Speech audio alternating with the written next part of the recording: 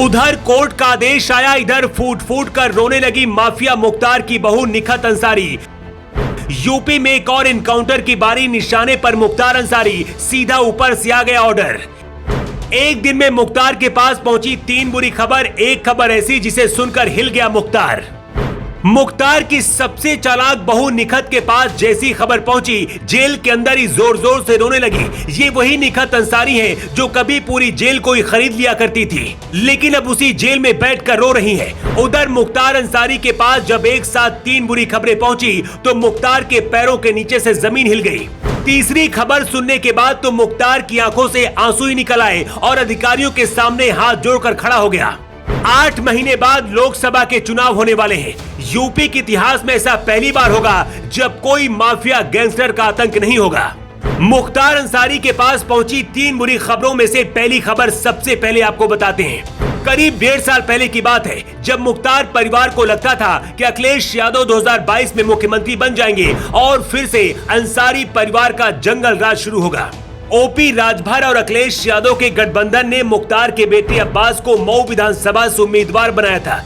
फिर एक दिन अब्बास रैली में भाषण देते देते इतना बहक गए कि भूल गए कि आखिर वो क्या बोल रहे। अब्बास ने कहा था, यूपी में अखिलेश यादव की सरकार बनने के बाद शुरुआती के 6 महीने में किसी भी सरकारी अधिकारी का तबादला नहीं किया जाएगा, क्योंकि पहले हिसाब किताब होगा। सीधे तौर पर खुलेआम अब्बास ने ऐलान कर दिया था कि अगर सपा की सरकार आई तो क्या होने वाला है, लेकिन ऐसा नहीं हुआ और योगी दूसरी बार मुख्यमंत्री बन गए। इस भाषण का वीडियो वायरल हुआ तो केस भी दर्ज हुआ और इसमें मुख्तार के दोनों बेटे अब्बास और उमर का नाम शामिल किया गया था। इस वक्त मुख्तार के दोनों बेटे जेल में बंद हैं। दोनों ने सुप्रीम कोर्ट में याचिका देकर मांग की थी कि उन पर रहम किया जाए, लेकिन सुप्रीम कोर्ट ने इस याचिका को खारिज कर दिया है। मुख्तार अंसारी के पास दूसरी बुरी खबर बहू निखत अंसारी को लेकर पहुंची है। चित्रकूट की जिस जेल में अब्बास अंसारी बंद था, वहां के जेलर को ही निखत अंसारी ने खरीद लिया था। इसके बाद जेल को ही अपना घर बनाकर अब्बास के साथ रहती थी।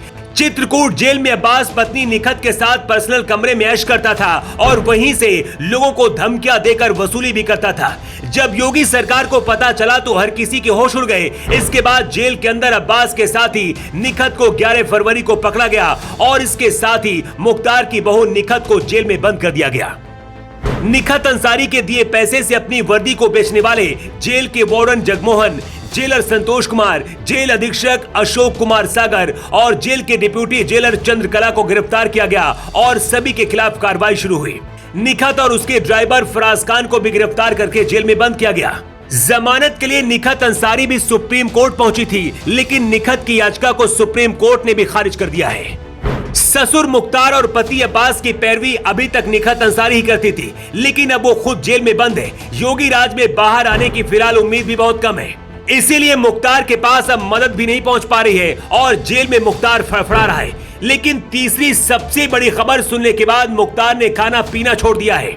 मुख्तार अंसारी पर 5 अगस्त को गैंगस्टर एक्ट के मामले पर फैसला आने वाला है। सूत्रों का दावा है कि उस दिन मुख्तार को गाजीपुर MP MLA कोर्ट में पेश किया जा सकता है। मुख्तार बहुत ज्यादा डरा हुआ है। उसे लगता है कि अगर बाहर गया तो अतीक की तरह उसे भी निपटाया जा सकता है। अगले 8 महीने बाद लोकसभा के चुनाव है। ऐसे में एक बात तो तय है कि मुख्तार परिवार चुनाव के दौरान जेल के अंदर ही रहने वाला है, लेकिन अतीक की तरह अगर किसी कारणवश मुख्तार भी मिट्टी में मिलता है तो बीजेपी यूपी की सभी 80 सीटें जीत सकती है।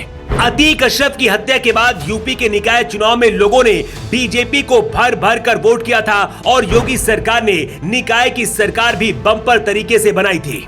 मुख्तार को यही डर सता रहा है और उसे लगता है कि लोकसभा चुनाव से पहले योगी मोदी उसे टारगेट कर सकते हैं। वैसे आपको क्या लगता है, क्या अतीक की तरह मुख्तार का भी हाल योगी सरकार में हो सकता है? आपकी राय क्या है? कमेंट बॉक्स पर लिखकर जरूर बताएं। द राशिद के लिए ब्यूरो रिपोर्ट।